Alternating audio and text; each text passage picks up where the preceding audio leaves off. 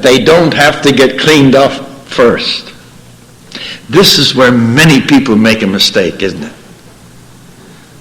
They think that they've got to improve themselves at least to some point where now they'll be a little more acceptable. But my book says something else.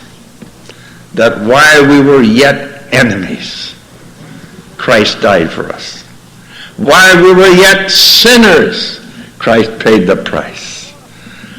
While we were still lost, he shed his blood on the cross of Calvary. How do we know this?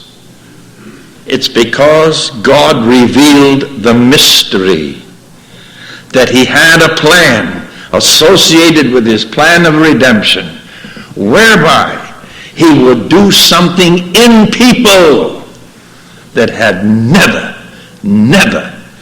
been done before in human history.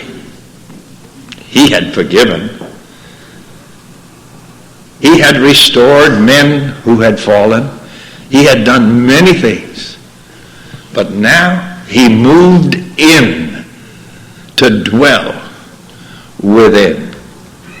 Therefore, if any man be in Christ, he's a new creation. And some of the riches of the glory of his grace, it's supernatural.